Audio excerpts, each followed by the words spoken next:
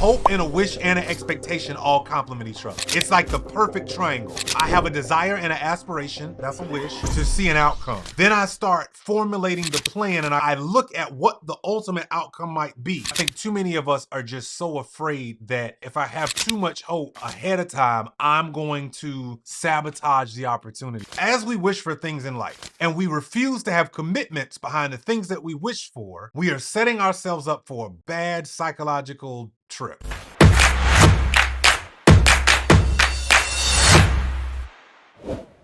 We're good to go. All right, what's going on, good people?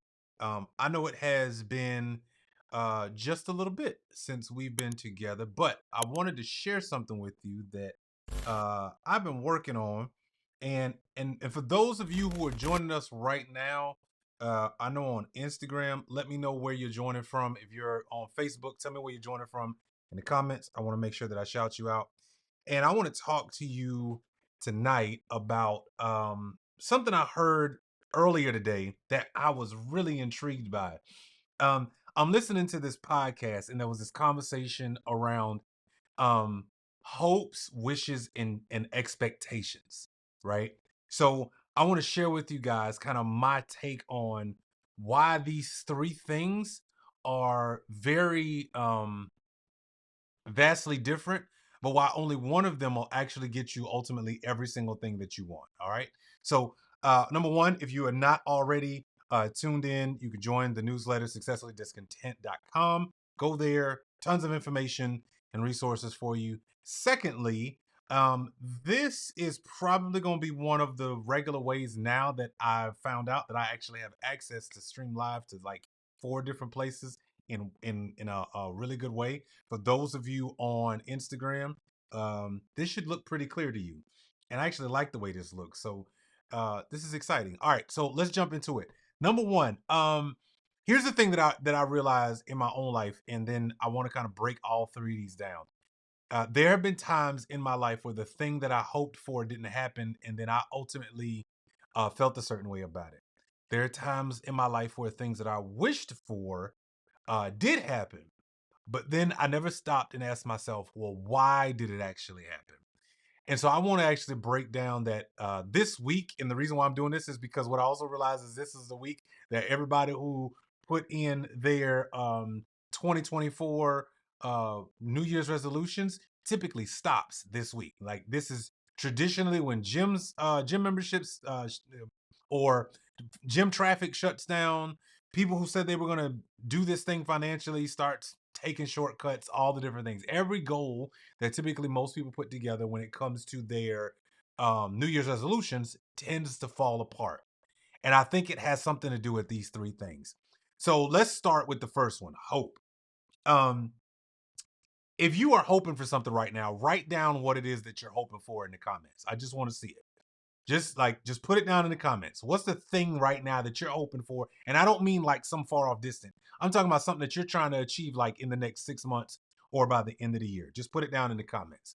Because we're going to talk about hope for a second. Now, hope defined out as itself is as a feeling or desire or optimism about a future outcome. That's just what hope is, right? It's just something you have this desire of something that you want to see done, that I want to see done as a future desire, right? Now, here's the interesting thing about a hope. Hope is one of the most, at least for me, I've noticed it's one of the most fun roller coaster rides. But I hate the downside. I hate when I go down in hope. Right? I like it when it's on the way up. That's exciting about hope. What I don't like is when the roller coaster drops. When it comes to hope, right? And the reason is because the energy behind having hope for an outcome is it feels really great. It's a great endorphin kicker. It makes you feel like you can conquer the world because you have this particular hope. The challenge with the hope is that it can be very fleeting.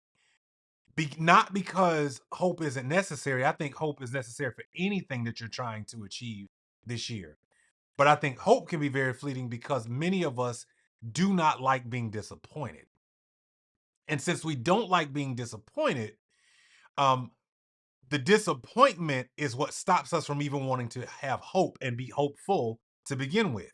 Meaning more, and there's studies that show this. There are studies that show that people would rather not do something because they fear of being disappointed than actually going out and doing the thing with the hopefulness and the energy that it creates as a result of potentially seeing a positive outcome on the other side. So while hope is critical, hope won't get you ultimately where you're trying to go. Because so that takes care of the definition. But here's some things I want you to know about hope. Um, you need hope. And I think there's too many people today who are dismissing hope because they just don't want to get disappointment. Listen, you need hope when you goal setting, when you're trying to maintain a particular discipline, when you're trying to start something. We all need hope. And the kicker is that I know for me, if I'm going to start anything, if I'm going to continue to do something, if I'm going to get something finished, I have to leverage hope. I have to leverage hope that all of this effort that I'm putting into a workout, which Chris needs to definitely get back in the gym consistently. Um, all of this effort that I'm putting into building a business, all the effort that I'm putting into my marriage, all the effort that I'm putting into learning, or all the effort I'm putting into something I invested in, I need to have hope to continue to see it through, right? Otherwise, it's just going to be a massive disappointment. So for me, I don't say that I don't look at hope like, oh, we don't need it. No, you absolutely need it. But I think too many of us are just so afraid that if I have too much hope ahead of time, I'm going to sabotage the opportunity. Or so you know what? I just won't even. I won't hope. I don't like getting my hopes up. There's even a scripture in the Bible where literally a woman says, "I told you not to get my hopes up." She's talking to, uh, you know, don't worry about the story. If you don't know the story, I can put the information down in the scriptures. But it's a really fascinating story because she wanted a son. I think it was Elijah or somebody. That is a very interesting story. And what I was more fascinated about what she said back to the prophet. So the prophet came into town, came to her house, and then she, made a room for him.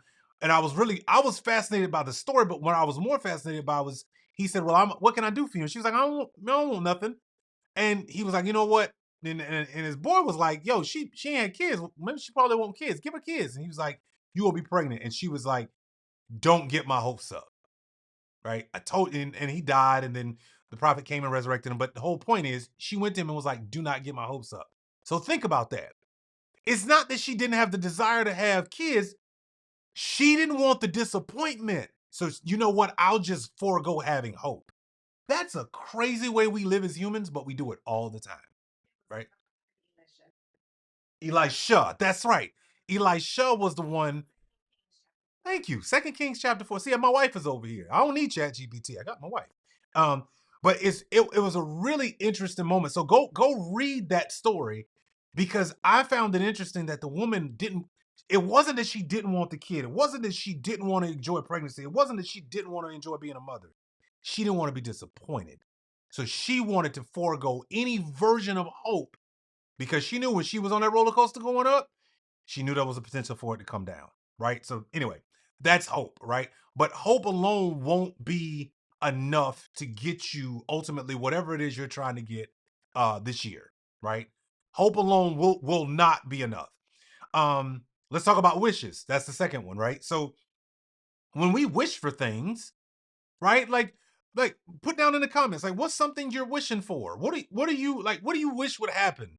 Right? What do you wish your spouse would do for Valentine's Day? What do you wish will happen this year at your job? What do you wish will happen within your life or your kid's life or for your spouse or for your boo thing? Write them down. Put it down in the comments because I think you need to be able to wish. And so if you look at our good cousin Webster, he defines it as a desire or aspiration. But I'm gonna alter that a little bit. The B part of that is without a clear plan or a commitment. See, like I can wish for a lot. I wish for a Benz. I wish for a big house. I wish that I have just the most chiseled body on the planet. But if I don't have a clear plan or commitment, that wish is just a conversation in the wind. That wish is just, it's to me, it's lighter than hope. Because at least with hope, I can see myself with an outcome. A wish is just a desire or aspiration. I don't even see the outcome. I just want whatever this thing is, right? And so while a wish could be helpful at the very beginning of something, you need some concrete stuff to go with it. That has to be like I think when you wish for things and you ever say you ever might say out loud, or you be talking to somebody and you're like, man, I just wish, this would go this way, or I wish they wouldn't be like this. Man, I wish this didn't happen. When you say that, you already know that the wish isn't helpful. You know why? Because you are not putting any action behind the thing that you wish for most of the time. Most of the time when we say we wish for something, we're not actually being clear. We're not writing. We don't even have a commitment to it. We just wish that would happen. Oh, I wish my spouse would be more whatever. Well, put some action behind it, right? And so a lot of times when we wish for things, the stuff that we're wishing for lacks commitment. And that's the ones to think about when we wish for things. Because the conversation I was listening to today was kind of fascinating. That when we wish, as we wish for things in life, and we refuse to have commitments behind the things that we wish for, we are setting ourselves up for a bad psychological trip. Because then we'll start saying things like, nothing good ever happens in my life. Oh, I wanted this to happen, but then these things popped up. Not realizing that disruption follows intention.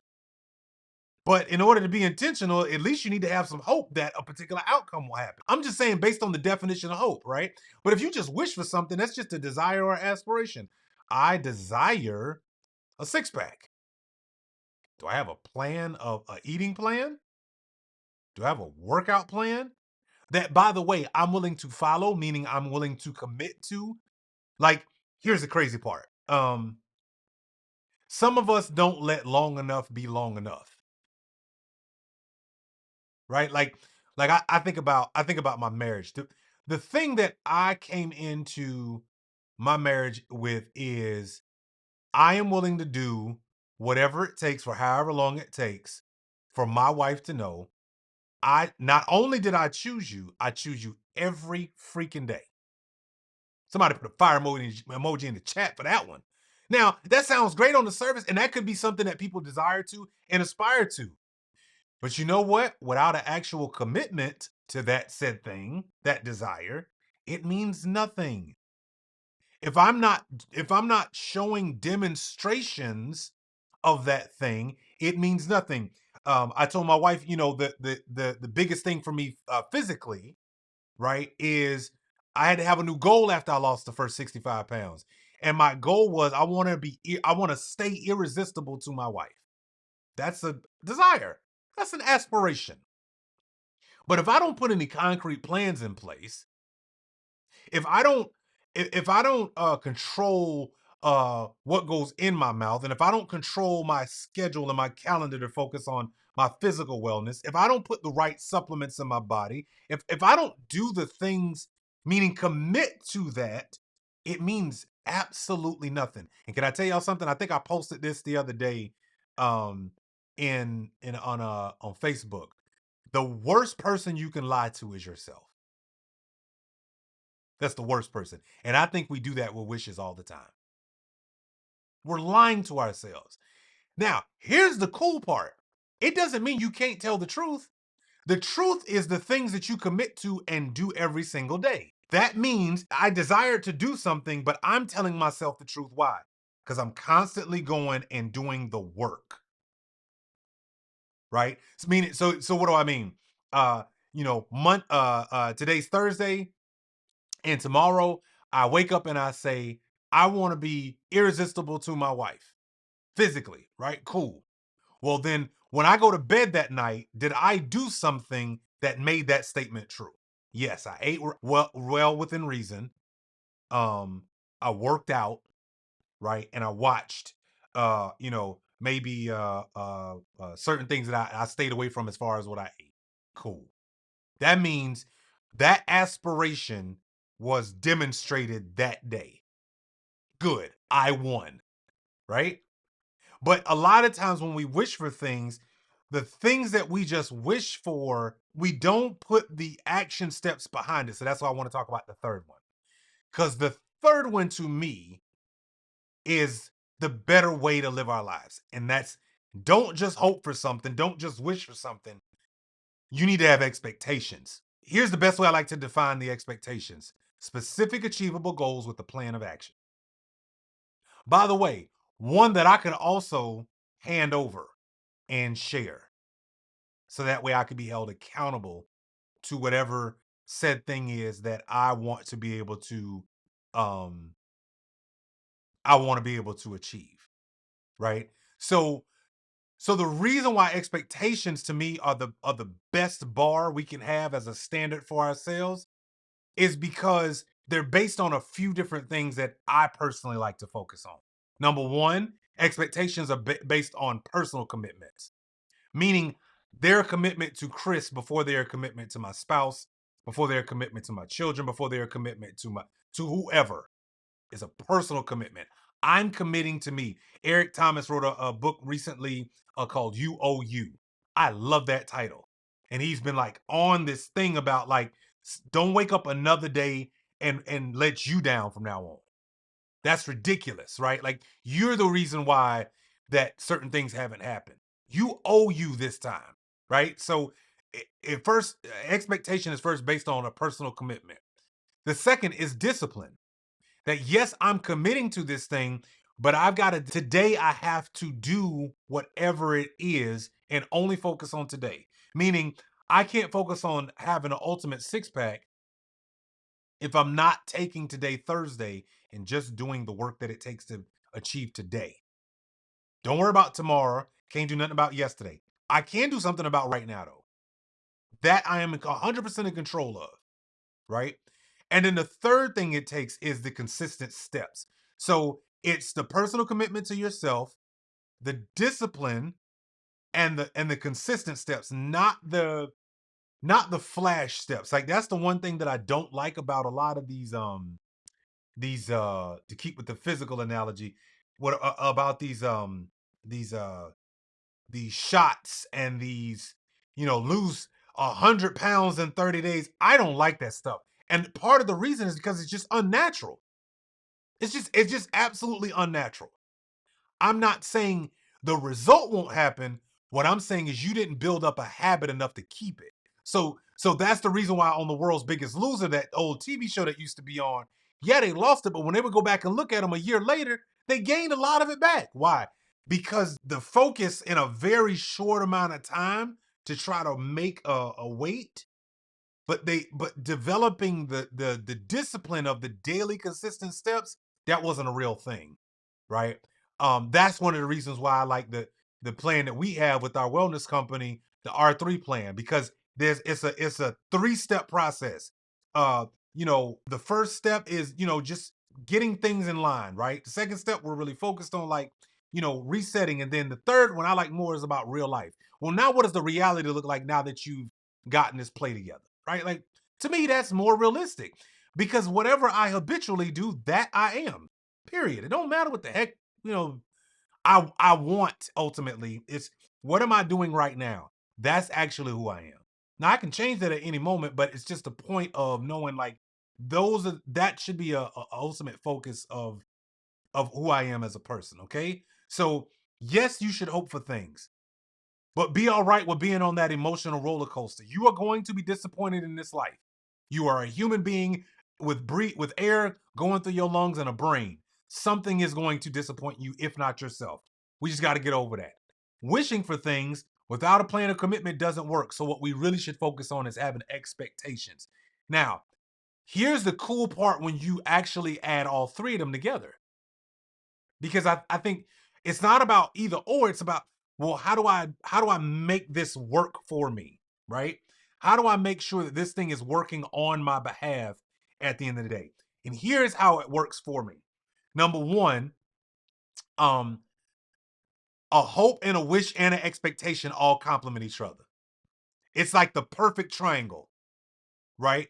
I have a desire and an aspiration, that's a wish, to see an outcome. Then I start formulating the plan and then I look at what the ultimate outcome might be. And then I start putting the plans in place in order to make that happen. That gets me hopeful. Now I have a level set of expectations. And here's the thing that most people don't realize about expectations. While you put together the plan and while you execute against that plan, it immediately also gives you boundaries. And some of us just need boundaries to make our lives better, to achieve whatever the goal is that we have for this year. We just need boundaries. And if you create a level of expectation, you will have those boundaries. It's by default, right? So let's continue with the physical analogy. Well, if I want a six pack and I want to look good, well, and I start eating the right way and I'm working out on a consistent basis, well, it automatically will tell me what I'm not eating and what I won't allow as a result of the path that I have chosen. And so it by default gives you the boundaries that you've got to work in order to be able to achieve said goal. The other thing is that when you have hope and the wishes that work together, it can inspire other people to not only just take action, but to say, I'm willing to live at the level of expectation that you are because I like the results you get. That's what's cool about it. Not so much the worry about, well, you know what, other people might see me and I'm a little concerned. Don't worry about that. Realize that if you do this right, it will attract other people who go, you know what, I'm willing to live at that level. I see how you treat how your wife treats you. You know what? I'm gonna start doing it a certain way because I like that and I'm gonna live at that bar too. You know what? I see how y'all handle y'all money. I see the things y'all invest in. Wow. You know what? I want that too. So you know what? I'm gonna start living at that level. That to me is one of the blessings of the power of combining all three of those, right?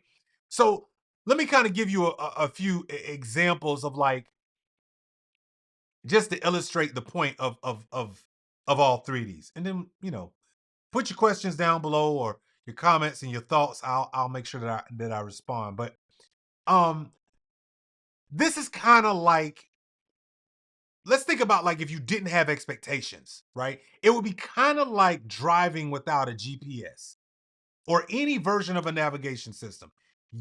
Remember Yahoo Maps, right? MapQuest and all of that. Imagine if you just got in the car and was just driving, but you have zero expectations about where you're going. No outcome specific goal. I'm just burning gas, right? Or the charge nowadays with EVs, right?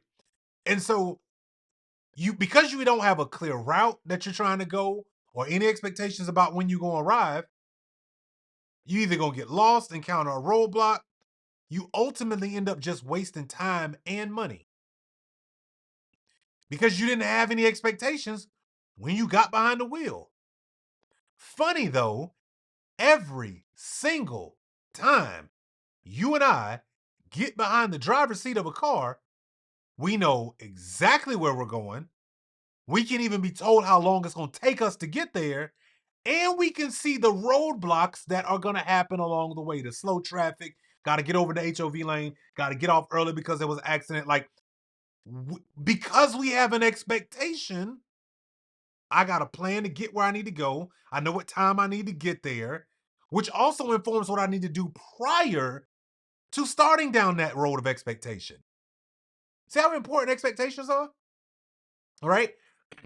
Think about this. If you're a green thumb, put a green thumb in the comment. I don't know. Do they have a green thumb emoji? I know they gotta have one by now. But just put a green thumb emoji if you like being in the garden, right? Look at this one for a second. Let's just say you don't have any expectations when you plant a seed, right? And let's say you just hope everything grows healthy. I'm gonna just throw a bunch of seeds out there on the ground and we'll just hope for the best. All I'm doing is wishing for a garden. I got a desire, I got an aspiration, but I ain't got no plan. I'm gonna go buy a bunch of seeds and throw them in the middle of the yard, and they should just grow, right? Because I don't have no expectations. They should just grow. I don't water them. I don't remove no weeds, right? I don't do any tilling of the soil. I don't do nothing. But then I'm upset because my tomatoes ain't growing. I'm pissed off because my watermelon ain't show up. I'm mad as all get out because the corn ain't happening, right? But now I'm mad at something that required a level of work and commitment and a plan of action. So let's look at the contrast to that. If I have expectations of having a garden after I throw these seeds out here, well, first and foremost, I'm going to till the soil. I'm going to do all the things right to the soil so that when I put the seed in the ground, it has a good place to grow, right? I'm going to water them consistently. And I'm expecting a fruitful garden. Why? Because I'm willing to do the work and I nurture the soil. I remove the weeds, right? And guess what? By default, I'm also protecting the plants. See? Like, so I don't want us to think like hopes, wishes, and expectations don't matter. They absolutely do matter. But I'm going to tell you right now, if we would just build our lives on, I'm going to set an expectation, a standard for whatever it is I'm trying to get to, right? Let's go back to fitness, right? You can wish to get in shape all you want. You can go to the gym every now and then, right? And you know, the worst people, I'm gonna tell you the worst people right now that when I go to a gym, and this is why I'm glad I got a trainer instead of like just going to regular public gyms. I cannot stand the person who just comes there to talk the entire time. They ain't even working out. They got dressed, got in traffic, drove to the gym, and spent an hour standing there talking. That blows my mind. Why did you come and why are you paying money? Most people know that when I'm at the gym, I don't really talk because I'm really focused on the workout, right? Like, and it's not an arrogant thing. It's just I'm trying to focus. Like that's and a lot of times I'm in my head. One, because the workout is just hard as all get out, and I need to go somewhere else. But two, it's like my little space to just kind of do the work and be there, right? I'm not a talker. I'm struggling, but I ain't talking to you about it. I'm focused. I'm trying to get better at what I'm doing, right? So if you think about it, if you got specific goals with your fitness goals, right? What are some of y'all's fitness goals for 2024? Put them down in the comments. Like what the next 6 months, put your name and what you're going to achieve, like in a few words. What are they? What are you going to do? What are you planning to get done this year as it relates to your fitness goals, right? Like because you got to put some sort of plan of action behind that thing so that you will actually achieve it. Because without that, it's going to be really difficult for you to be able to get it done, right? Um I see you, Carlos. You said you're going to lose another 10 pounds. Wonderful. But Carlos I already know. Carlos got a plan. Carlos had a plan before he took the first step. Because he realizes that if I don't set a level of expectation for myself, don't matter what I'm trying to get to. Right? So what I don't understand is why we would um not see how we're disappointing ourselves is because we just won't set a standard. We won't have a level of expectations when it comes to our lives and how we build things. So listen, uh, at the end of the day, here's what I want us to remember. Um, if you wish without commitment, I promise you it'll never happen. If you hope without actually accepting the other side of disappointment, it won't happen. But if you set a level of expectation and create a commitment and a plan of action, you could leverage all three. You could have a great iron triangle. I have a desire or an aspiration for something. I start crafting the plan of action. And then now I'm hopeful because I can see the end result because now I see the outcome. And now I got a level of expectation that by default creates boundaries in my life, allows me to achieve whatever I'm doing. By the way, just so you know, you don't have to have some goal that's going to take you 6 months to a year to achieve. What about the goal for today? What if in the morning you wake up and you set out, you know what? I'm going to knock out these 4 things today. Cool. And then you put a plan in action to knock out those 4 things. and by the time you go to bed, they are done. If you keep stacking that delivering over and over and over again in your life, you become a much more confident person. You start realizing within yourself, man, I can get a lot done. I can do a lot of damage on the things that I ultimately want to get done in my life and create, right? Like you start seeing yourself differently because you realize there's so much I can get done. All I got to do is just stack a win on top of another win on top of another win. Carlos said, do you find that removing expectations is better? I don't, Carlos, because now I find that removing unrealistic expectations is better. Yes. If you planning to lose 40 pounds in 2 weeks, stop.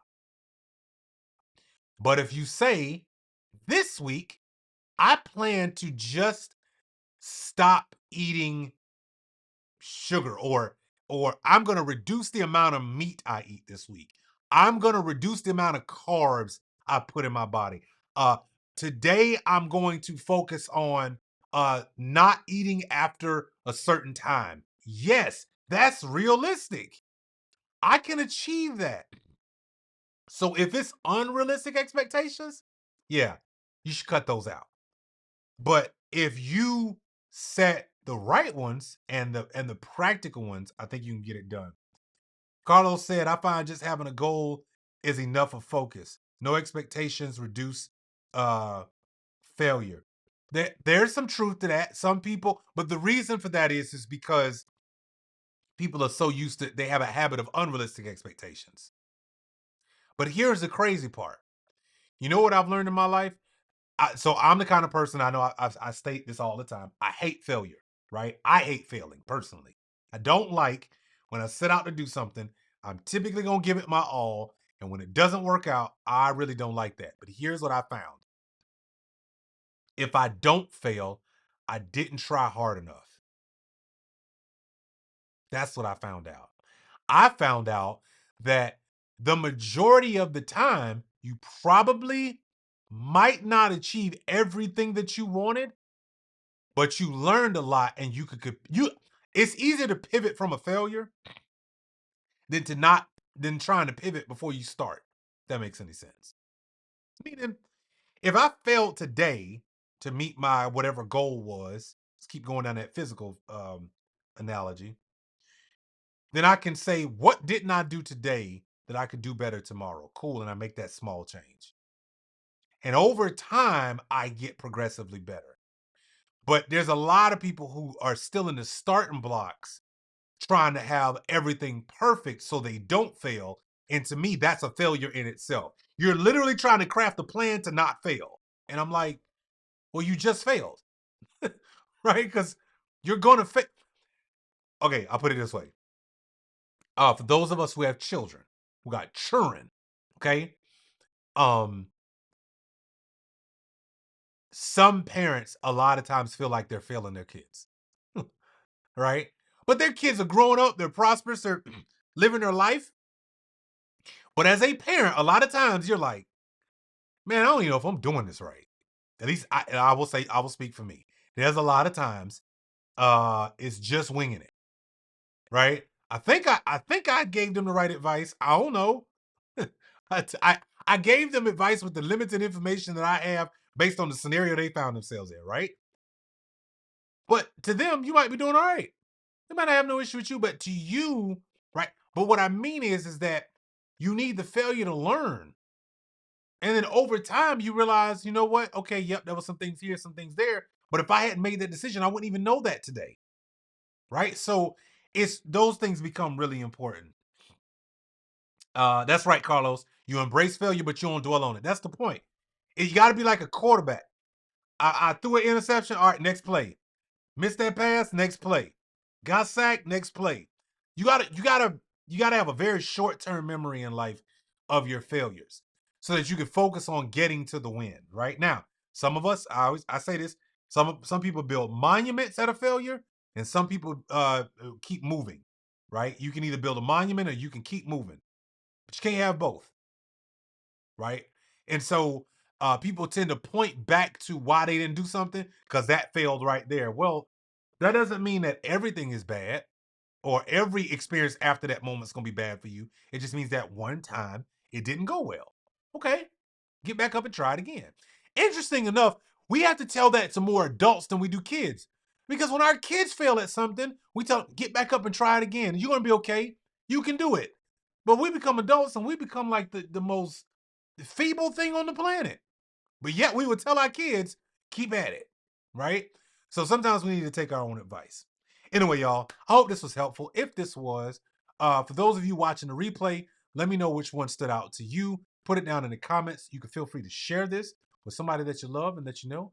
Other than that, man, I just want to come on here, share some information, give you some games, some stuff that I personally learned and I wanted to share.